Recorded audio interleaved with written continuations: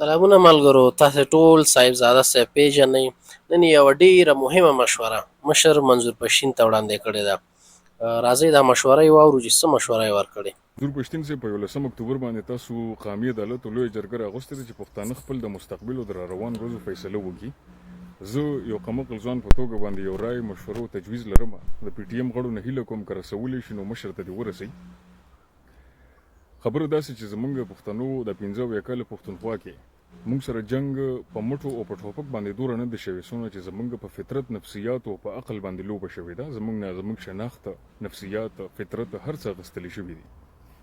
نو باید چې موږ اوس داسې غټه فیصله کوو، ټول پښتانه رایوځای کېږو، موږ هم چې جنگ د نفسیاتو دی هم د نفسیاتو نه کار والو. که حمله په نفسیاتو کېږي په فطرت کېږي، موږ هم حمله په نفسیاتو په فطرت باندې وکړو. 11 اکتوبر لکه هر قسمه فیصله مخې ته راله، مشر منظور پښتین صاحب یو نقطه باندې دی باید زما طرف نه مشران په دې خبره بحث وکړي چې د خیبر پښتونخوا دا نوم چې کم دی دا د بدل شي او افغانیا ته. په کوم دلیل باندې د پښتونخوا ډېر ځوانان به په دې خفه شي، خو دلیل دا دی ما سره چې پاکستان د لغت کم سړي ټاکلی دی، د هغه نوم چودھری رحمت علي په 1936 کې د پاکستان د نوم هغه ټاکلی. انډیا کې خبرې کېدې چې مسلمانان ځان د بل وطن جوړوي، نو چودھری رحمت علي کېناستو، د 4 صوبې د 15 صوبې رايوځای کړې. د پاکستان په انګریزي کې د دې اکرونیم دی ته وایي. په اکرونیم کې د هر یو لیټر د پاکستان هر یو لیټر خپل مطلب دی. نو پی فور پنجاب دی، او پسې ای چې دی د افغانیا صوبې دپاره دی، کې فور کشمیر دی، اس فور سند دی، او تانه د بلوچستان ناغشته دی. چودھری رحمت علي خپل کتاب کې دا لیکلي چې دا 15 صوبې ما یوځای کړې، د دې د ټکي ما یوځای کړل، حرفونه ما یوځای کړل، دې نه ما د پاکستان نوم جوړ کړو.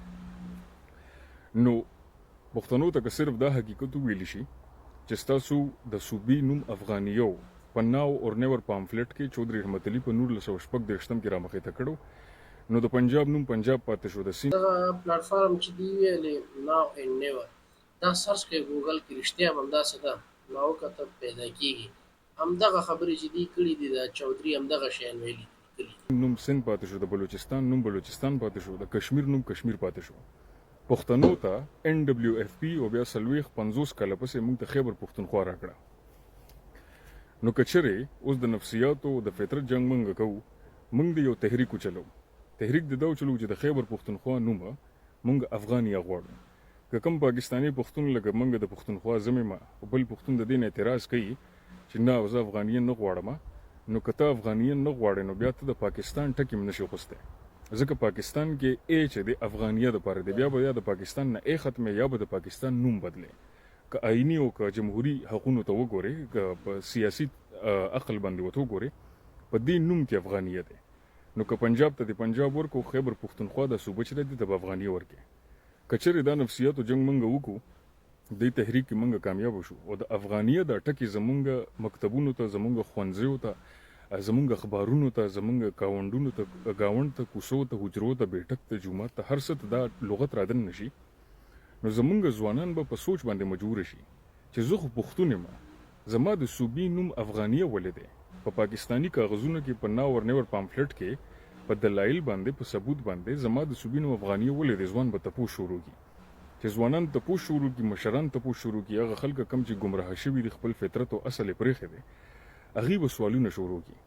او دا سوال به میلیونونو پښتانه شروع کړي، ځکه چې هغوی اوس په ښوونځو کې ګوري، په اخبارونو کې ګوري د افغانیه صوبه. خلکو ته به خپل شناخت ورو واپس میلاویږي، خلک به ورو سوالونه اوچتوي. نو فطرت جنګ دا څنګه دی؟ دا داسې دی په فطرت باندې چې د شپې یو کور کې غلا وشي په کلي کې، چاته هم په کلي کې پته نه چې غلا وشوه. هغه چې کله کوم کور کې غلا وشي هغوی اعلان وکړي چې زموږ نه غلا وشوه، راوځي او چغې ووهي، نو خلکو سوالونه شروع کړي چې غل څوک و، غل څه یوړل، غل به چېرته پیدا شي، او څه وخت راغلی او څه ټایم تللی.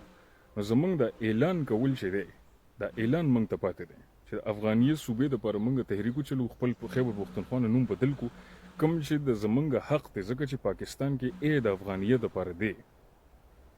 نو دا اعلان به وشي، اعلان نه پس په ولس سوالونه شروع کړي. نو که غټ بدلون راولئ، که په میلیونونو ولس کې سوچ پیدا کوئ، د سوالونو زور پکې پیدا کوئ، د عقل باندې مجبوروئ، نو دا زما طرف نه مشوره ده چې مشر منظور پښتین صاحب په 11 اکتوبر باندې په دې باندې د بحث وشي. مننه. ګل خبره وکړه ها.